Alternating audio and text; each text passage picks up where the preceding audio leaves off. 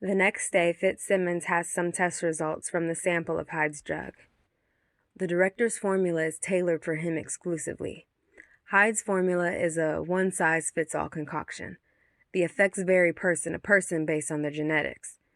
There's really no way of knowing exactly how a person would react to it, says Fitz.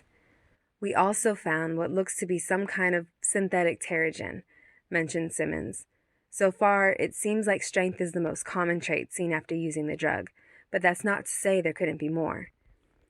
The formula doesn't just burn off either. Traces remain in the genetic coding. It's rewriting a person's DNA to make them inhuman, he adds.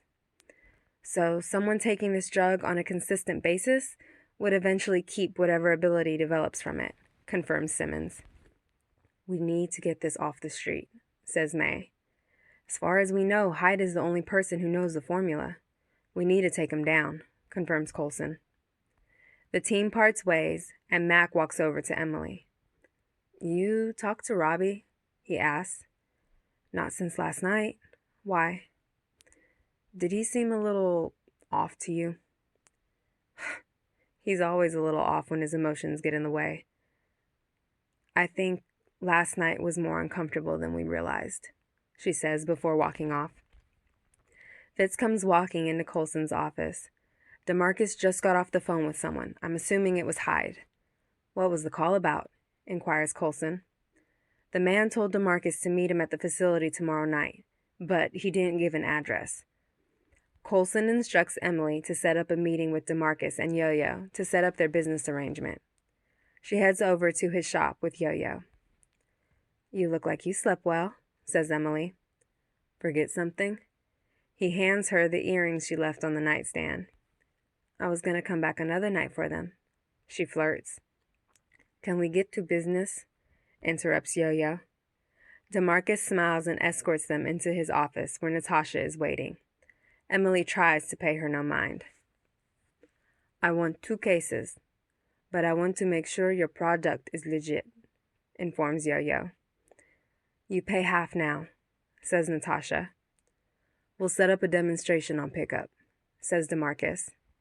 And when can I expect to pick up? Tomorrow night. I'll let Emilie know when and where. They set up the transfer for the first half of the money and leave the office. When are we going to meet up again? asks DeMarcus. I'll find somewhere in my schedule to pencil you in, says Emilie. Make it soon, he says, giving her a kiss, just as Robbie pulls in. Natasha walks over to him as he gets out. She says a few words, holds his hand, and then he gets back into the car as she gets in with a big smile. Emilie and Yo-Yo leave. Slow down, says Yo-Yo. The speed limit is 70. I have nothing to be jealous about, replies Emilie. Slow down, repeats Yo-Yo. When they get back to the jet, Emilie locks herself in a containment cube and paces. She lets off a loud, high-pitched scream. The windows of the cube strain at the sound, but hold their form. May opens the door. You okay? She asks. Emilie sits down on a chair. I just needed to blow off a little steam. Anything you want to talk about? Emilie sits there thinking for a moment.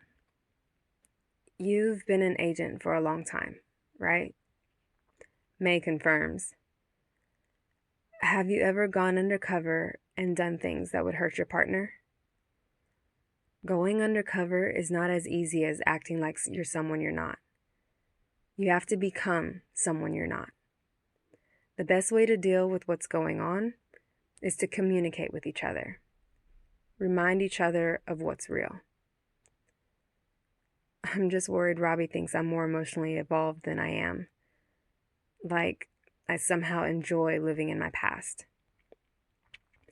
How did you get mixed up with DeMarcus in the first place? One of the foster families I was with had a son. Older. About 28. He stayed there sometimes when he wasn't in rehab or jail.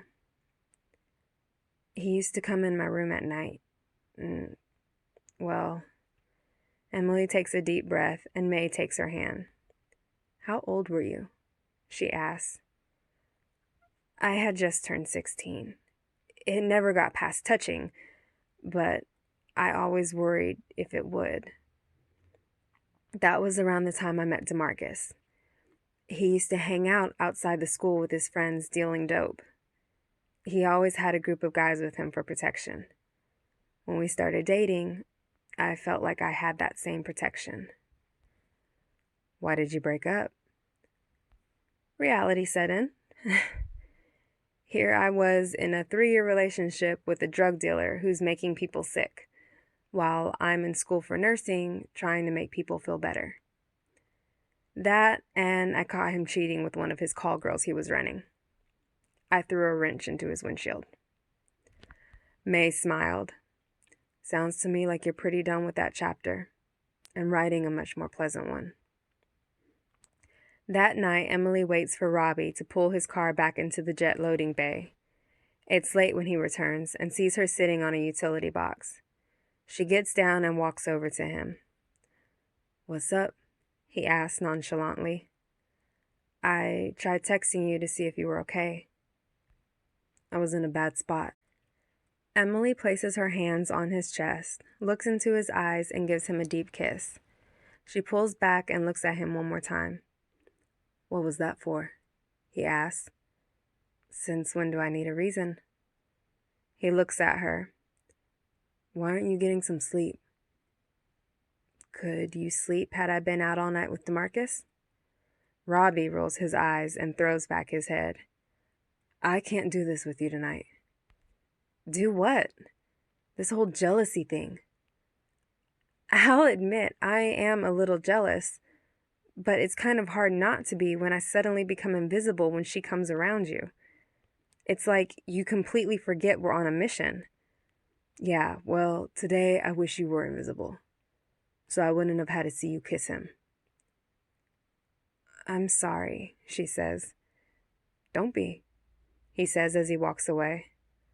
"Robbie, please, talk to me," she pleads. He continues walking, leaving Emilie next to the charger. Emilie walks into the lab and finds Mac and Fitz. "You should be getting some sleep," insists Mac.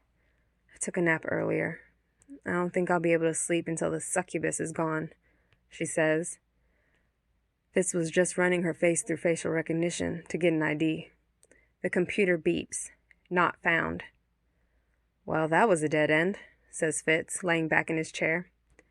"I can get you a blood sample if you'd like," jokes Emilie. Mac puts his hand on her shoulder. "I'd settle for a fingerprint," says Fitz, thinking of another way to identify Natasha. "Wait," says Emilie. "Robbie's car. She got in the car with him earlier at the shop. She opened the passenger door herself." Fitz grabs a print kit and they head to the charger. He's able to pull 2 partial prints off the exterior and interior door handles. "And look what we have here," says Fitz, noticing a strand of hair on the headrest of the seat. "Still has the root." "I can still get you a blood sample," says Emilie. They go back to the lab where Emilie dozes off while they run tests to learn more about Natasha. "That's definitely not normal," says Fitz, looking at the prints. The computer running a DNA analysis on the hair sample beeps. Fitz rolls his chair over to grab the report just as Simmons walks in with a cup of coffee. "Morning," she says as cheerfully as she can at 5 a.m. "What's going on?" she asks as she looks at Emilie sleeping in the chair. "Hyde has grown an inhuman," says Fitz, reading through the report. "What?" she asks, confused. "Natasha is not just some girl Hyde trusts. Look at this." He hands Simmons the report. "There are several sets of DNA here. Are you sure you didn't cross-contaminate the sample?" she questions. "It came from a strand of her hair," he confirms as he looks at the results of the genetic makeup from the sample. "I think Emilie is right to call her a succubus. The amount of oxytocin produced in her posterior pituitary gland is way above average," informs Fitz. "Look at her prints we pulled. The fingerprint image had normal patterns with random circular spots. I bet those pores act as a delivery system." "But why doesn't anyone else get affected?" asks Mac. She seems to have taken a liking to Robbie for whatever reason, says Simmons. Natasha awakes to a phone call in her hotel. Yeah, she answers. How's it going with the Inhuman? Asks Hyde. He's getting easier to manipulate, so she says. If Grumpy is right, and he's the one known as the Ghost Rider, he'll make a fine addition to our research. And what will you do once you're done harvesting what you need from him? You sound like you want to keep him around. For a while. Until I tire of him, she admits. Emilie wakes from the chair a couple of hours later, sore and stiff. She finds a text message on her phone from DeMarcus, giving her the location for Yo-Yo to pick up the drugs. She heads over to Coulson's office where Mac and Fitz are discussing Natasha. DeMarcus sent me the location for pickup. Good. We'll have a team recon the area before the meet. Give the coordinates to May. What's all this? Asks Emilie, looking at all the data on screen for Natasha. Natasha appears to be a fabricated Inhuman, informs Coulson. She has the power to manipulate those she comes in contact with. Has anyone told Robbie? She asks. DeMarcus asked him to come by the shop this morning. He was gone before we had the chance, states Mac. And unfortunately, until we know why Natasha has taken to him, we're going to need to keep him going along with this, instructs Coulson. What if it causes some kind of adverse effect? Questions Emilie. Mac looks at Coulson, knowing Emilie's concern is a valid one. We just have to work quickly and hope for the best, says Coulson. I'll head over to the shop, try to give him a heads up and see if I can keep Natasha away, says Mac. Emilie goes to give the coordinates to May, who sends a small team to scout the area. Where's Robbie? Asks Mac, walking into the shop. He took a ride with DeMarcus. Something I can help you with? Asks Natasha. No, it's a personal matter, says Mac. Natasha starts to walk past him and touches his arm. He pulls away. My, you sure are jumpy, she says, touching his arm again. This time he allows it. Why don't you let me know what you need Robbie for? I can pass the message on. I can't do that, he says. Is it because S.H.I.E.L.D. doesn't want you to tell me? She asks. Max stares at her confused. Coulson, he hesitates, is looking for Hyde. How did you know? Asked Mac. Between you and Robbie, it wasn't hard to figure out. Grumpy walks up behind Mac and knocks him unconscious. He has a small army guarding that place, says Quake, looking at the visuals captured by the recon team. We're not going to have much in the way of cover, and all the entry points are manned. Looks like we're going to have to wait for an opening, instructs Coulson. Let's ride out. Emilie and Yo-Yo pull up to the facility for the meeting, while the team stays hidden back towards the tree line. Guys, we have a problem, radios Emilie. Grumpy's here. Stay in the car, orders Coulson. Let Yo-Yo make the pickup. Yo-Yo gets out of the car and walks over to Natasha and Grumpy. Where's DeMarcus? She asks. You're gonna be dealing with me now, says Natasha. Grumpy opens the trunk on an SUV and opens 2 cases of the Inhuman drug. You can transfer the rest of the money, instructs Natasha. Not until I get my demonstration, says Yo-Yo. Like I told DeMarcus, I'm not paying for something unless I know it works. Natasha signals Grumpy. He takes out a vial and drips the contents into both eyes. Once again, they dilate and his frame becomes immense.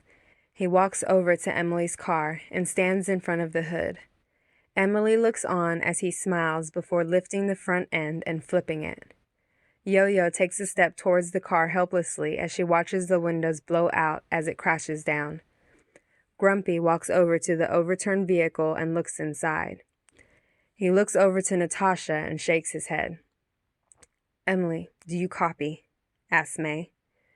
Yeah, she replies. I managed to teleport the second it went up. Yo-Yo turns to look at Natasha. I wouldn't try anything if I were you. If you want to see Mac again, warns Natasha as she looks around for Emilie. What are we going to do? Asks Quake over the comms, watching as the event unfolds in the distance with the team. We can't do anything just yet. Their cover is blown. They're going to be expecting us, confirms Coulson. I'll see if I can find a way in, says Emilie. Emilie creeps around the building and finds a small loading dock surrounded by armed guards, unloading barrels of chemicals. I'm on the east side of the building. They're unloading a ton of barrels. Any idea what's in them? Asks Coulson. No. I'm gonna see if I can create a distraction. Emilie teleports into the driver's seat of the truck being unloaded. Just like the movies, right?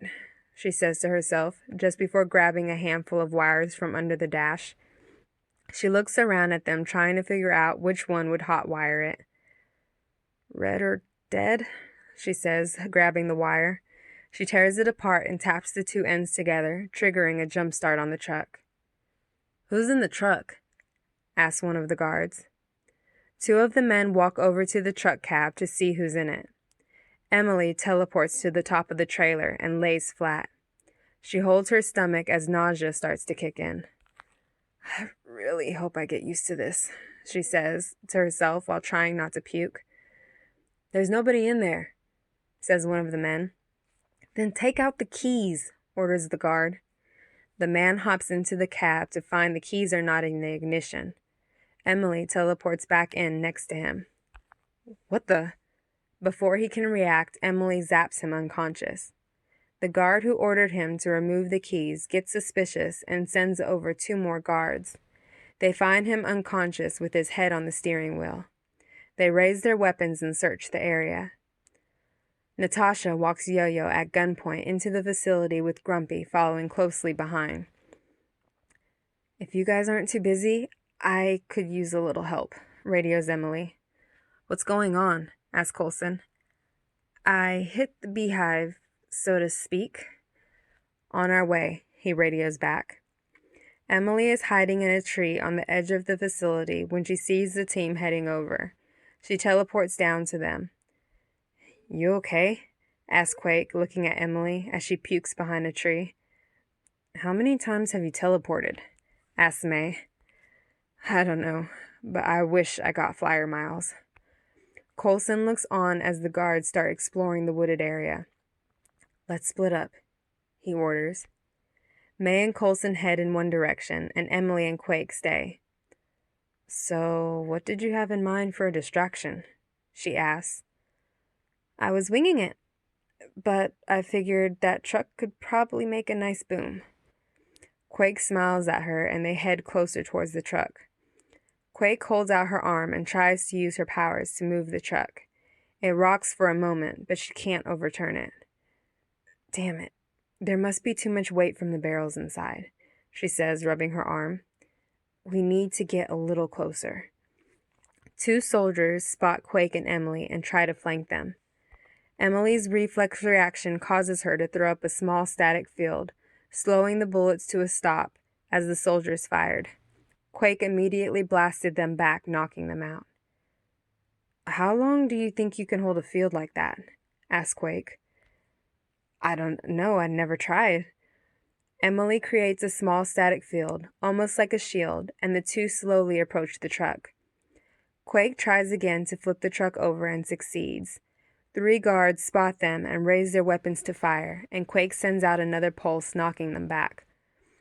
Emilie forms a small fireball in her hand and tosses it at the overturned truck.